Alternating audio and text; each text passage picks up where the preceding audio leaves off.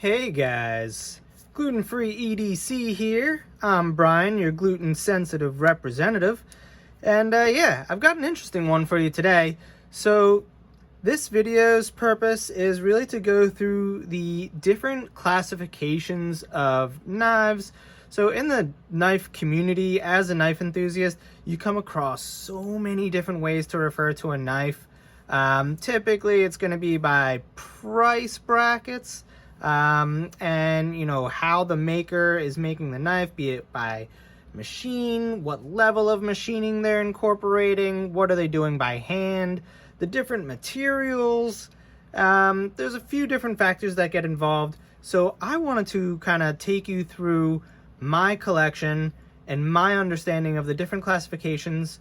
Not only what I feel fit into what classification, but also why each of those make their way into my collection personally. So why am I enthusiastic about that particular tier of knife? So as you can see here, I've got a few knives. This is where we'll start this bottom level of folding knives. So first, you have the budget knives. So on the left here, we have what I consider budget. So budget, if we're going to go purely off of price, I'm going to say is about $100 or less. Now this one, funny example perhaps, it's a Devo Knives Mash. So this knife costs $110.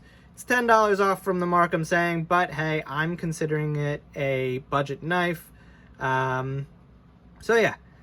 So typically when you see a budget knife, we are talking production, meaning that there's an OEM that's mass producing this tool, right? So with a production knife, we'll see, more on the side of lower end materials. So steel, you can hopefully make out here, it's 14C28N. Not the greatest steel. It'll lose its edge fairly quickly. It's fairly rust resistant, easy to sharpen. It's not a horrible steel. And honestly, if you're gonna throw this on my budget knives for $100, $110, yeah, I'll take it all day. If it keeps the price down there, I'm happy with that.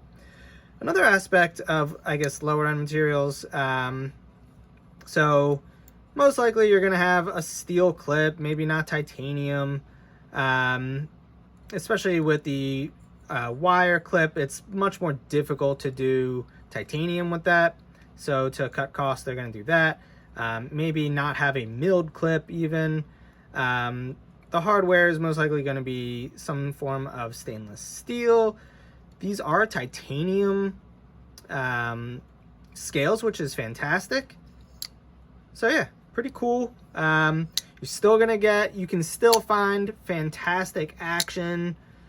The tolerances are, you can still find knives, budget knives that have fantastic tolerances.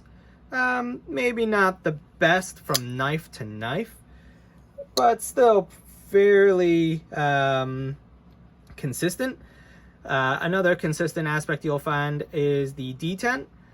Maybe the range of consistency fluctuates slightly, slightly more than, the next tiers or levels up. But yeah, the grind on the knife as well. So I think the grinds are typically completed by a machine. There's multiple hands touching this knife potentially. But yeah, you're having a machine do the most or the brunt of the grinds, as far as I'm aware. So yeah, it's a very machine heavy tool. Now, some people, I do want to add, some people will refer to budget knives as like lower end knives. I just don't like that. It's almost like derogatory to refer to this awesome tool as like low end. Like, yes, it's on the lower end of the spectrum, but I just prefer budget because really you're getting awesome bang for your buck. I know people that prefer, knives cheaper. Typically, this is what I'm gonna fall, towards for my budget knives. But that's because I'm a nut, right? I'm crazy into the EDC world with knives. So yeah, of course, I want something of decent caliber, and you can get that in the budget realm. Then we can go up to the mid or high-end production knives. So I think mid is probably gonna range from, 100 up to 300. Now this is right on the cusp. I'm gonna consider this high-end. So this is about, this is a $300 knife. This is a quiet carry Waypoint. Now this knife in particular, costs $300, so that's why I consider it high-end. Still production, but yeah, you could refer to this as mid or high-end. It is what it is. If you want to, have that little further stratification, have at it. Typically, so we're going to be seeing at this level, we're still going to see that it's a production knife. So this knife is produced by an OEM. There's typically less quantity, so there's a little more time spent on each knife. And what that means is, although it's still mass produced, that increase in time can tighten up those tolerances, right? So the machining that goes into this, they can spend a little more on the machining. They can spend a little more on QC. So that's where this kind of comes into play. You're going to see a little more consistency in the grinds. Again, that's probably caught in the QC department. The detents are definitely going to be more consistent as well. Again, it's not to say that the budget isn't consistent. It's that, here's another level. These things are slightly more consistent. Another big aspect that you're going to see more easily is, I'm going to flip it over because it actually says it right here, is the materials. So steel, you can see Vanex. So there's multiple types of Vanex, but essentially this is a blade steel that can't rust. I've had some issues with chipping, but admittedly, I am not easy on this knife. This is probably my hardest use knife, being the knife that I take fishing with me. But yeah, I think Vanex steel is, premium steel. It's extremely premium. It's not used often. I know Shiro at least was super into using it in the custom lines. But yeah, that as well as, rather than just stainless steel, it's marine grade stainless steel. You do have a titanium wire clip here. LC200N, which is another steel that's fantastic, that's very rust resistant. That is in the inset liner lock. So again, yeah, high-end materials here, fantastic. The detent is going to be just that much more consistent, that much more dialed in as well. I think that's important to note. The tolerances, again, we're getting tighter. We're getting, just nicer. From knife to knife, you're going to notice fewer and fewer differences. So now why I collect these, I like having a really nice knife typically in the pocket. If I want something that I'm still willing to beat on, but then also willing to kind of, I could feel the difference. It's just a slightly nicer version of the budget. Like that's why I have this type of knife, or these types of knives, is because, this one I'm probably leaving the house with. The budget, I'm not always leaving the house with. That's something, I'll use around the house for whatever. This one I'll use for whatever, but this is something I'm more willing to take out of the house and have as my only knife on me. Next, we go into the mid-tech knives. Some people refer to these as boutique. The reason that I think that boutique comes into play is we're really out of production, right? So we're going into a small team. Maybe, maybe it is one person, but typically you got a small team of people working on a knife. So fewer people involved with the knife, meaning production isn't going to be as high, which also means there's more time with each individual knife. So that allows for your tolerances to be extremely consistent. So you'll see, again, fantastic tolerances. Every, I don't know if this will come through where it shows. Of course, I don't have my flashlight on me. But this is, let me see, off camera, Gen 4 Batch 5. So every Gen 4 Batch 5 Koenig Arius is gonna feel very similar, right? Every single one with a flipper, at least. I know you can get flipper deletes. Those have a different D10 altogether. Yeah, and this is also very broken in. So it is going to be, it's gonna feel different from others, but fresh out of the box, brand new, they're all gonna be very consistent. They spend their time with the lock face, or the lock interfacing. They spend a lot of time with the detent, tuning that to be just so. The machines that they're also using are just another level up. So the CNC, the program that's being entered into the CNC, that's all just another level up. You're gonna see nicer finishing, maybe multi-layered finishing as well. So yeah, additionally, you'll also see just higher end materials again. So now we have titanium hardware, titanium everything, right?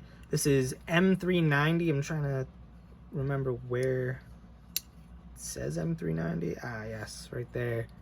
If you can make that out, very tiny. But yeah, M390, another extremely awesome steel, fairly rust resistant. It's pretty hard, pretty chip, so it'll take a fantastic edge. It'll keep that edge pretty long. It's not going to chip too easily. So yeah, so long as the heat treat is good, fantastic. They're also likely doing the heat treat in-house, which is nice. So the other ones, you know, it's still an OEM. They're maybe doing the heat treat themselves. Maybe they're having someone else do the heat treat.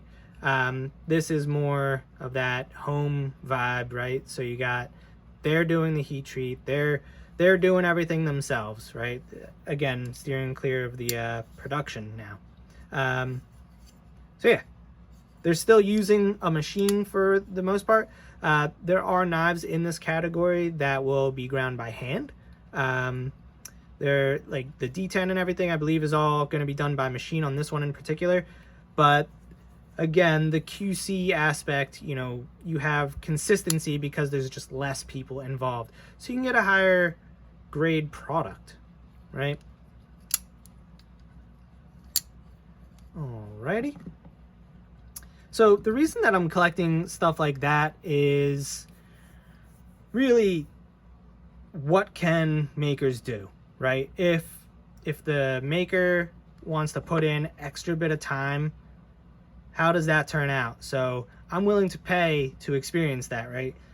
I forget how much this knife was. It's in the maybe $600 to $800 range ish. I know $200 difference. But yeah, so I'm just willing to pay for that. You can find oftentimes, you know, unique design. Details are very well thought out in these types of knives.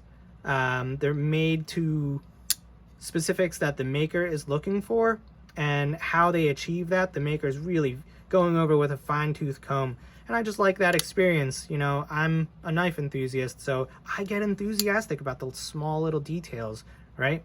So for me, yes, I like these knives for that reason.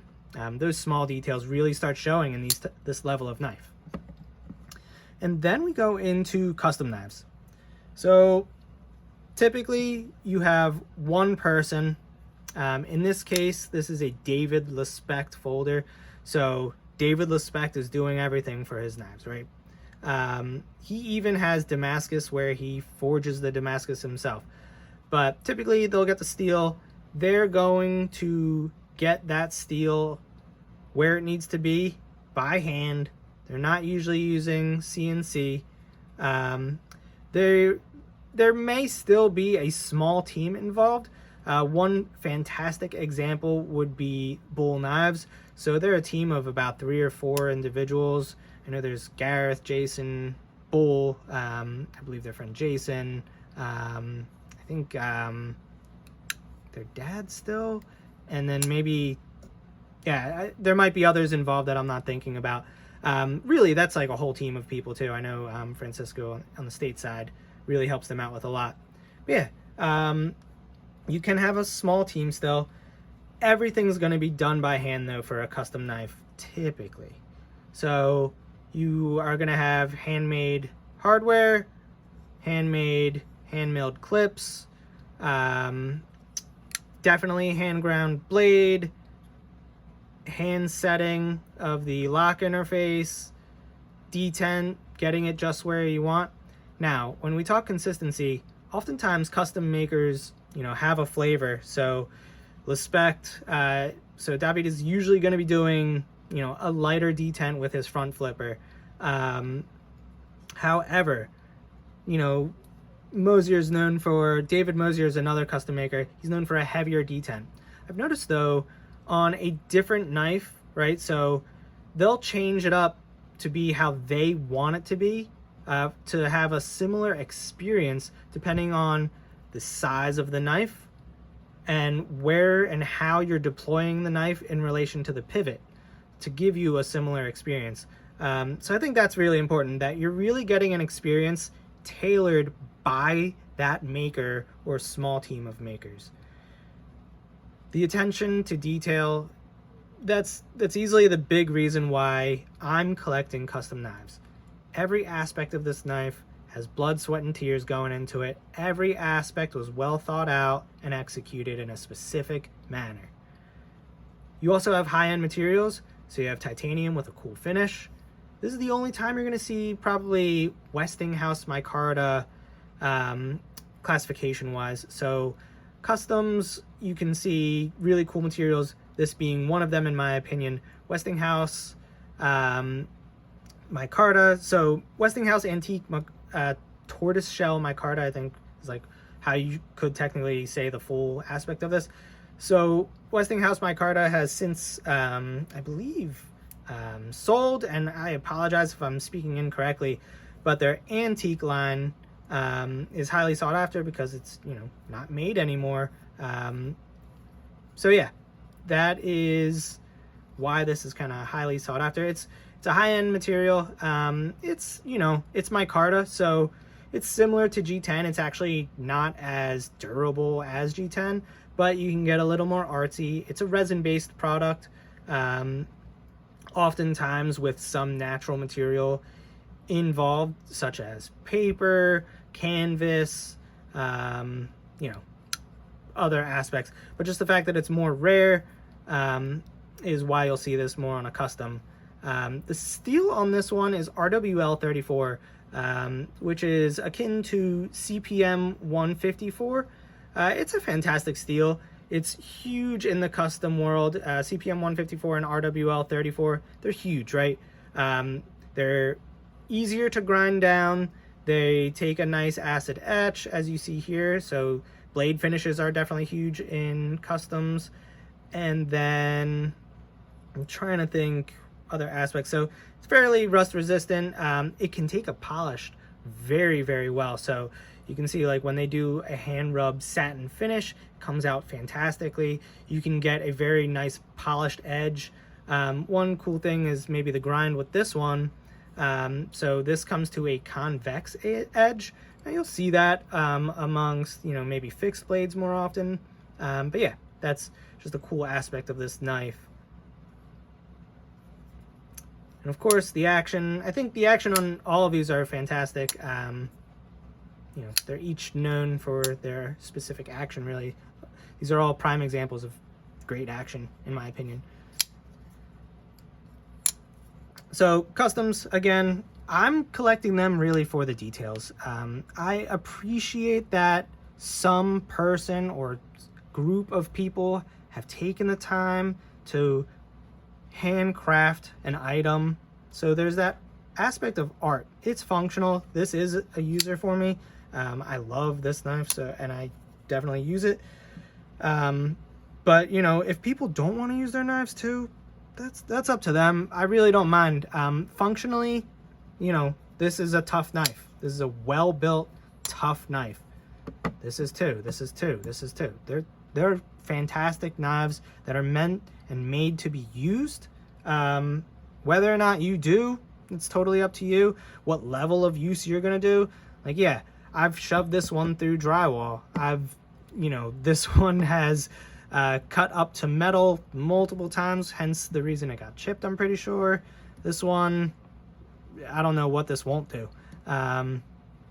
Yeah,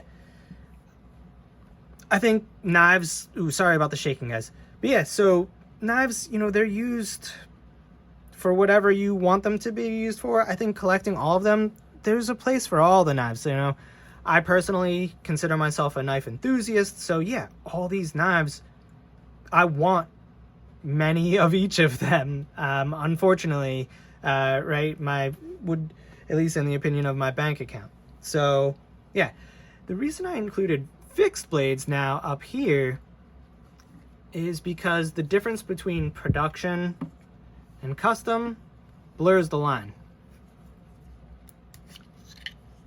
So production, here you go, mostly machine. There's probably people involved on maybe the sharpening, maybe even the grind. I don't believe so in this case. This is a Giant Mouse GMF1. Fantastic little knife. It's just a nice little chunk of M390. Pretty freaking cool. I love this thing. The ergos for it are like oddly good, which I think is, you know, that's a staple of you know, Vox Anzo design for Giant Mouse. They're just great at making small knives. Custom, everything's done by hand, right? So they get the steel, they're doing all that by hand. They're gluing everything up, they're putting the pins in, they're doing all of it, they're shaping everything all by hand. So more custom feel to it. Now, the difference between those two, you know, kind of blurs. And I want to bring up, you know, some people have like custom knives, like maybe Utzler, who makes the duckling, and among other knives. Still gonna consider them custom knives, right? So those knives are, you know, custom knives can still technically incorporate CNC in the community, or how the community will define custom. So yeah, you can still have CNC, but then there's still going to be that aspect of, you know, doing things to the blade in order. So either doing the grind or doing the sharpening by hand, getting the lock interfacing properly, the lock face to interface with the blade, getting that set up, that can be done by hand. The detent, tuning it, that can be done by hand. So there's aspects that still allow that CNC machine knife to fall into the custom world, right? You know, call it custom, don't call it custom, whatever. I'm just more sharing, so, you know, some thoughts on it, I suppose. But yeah, that's it for you guys today. I hope that you appreciated that. Got to see some cool knives. I love them all. You know, you could hand me a $5 knife, I'll probably appreciate it for what it is. I think that's the big takeaway for me personally, is knives are cool. They're great tools. I like having one on me. They often come in handy. Multiple uses for them. Yeah, so collect what you like, guys. Do with them what you will.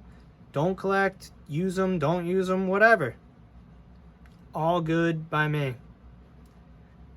Well, I've been Gluten-Free EDC. I will see you guys later.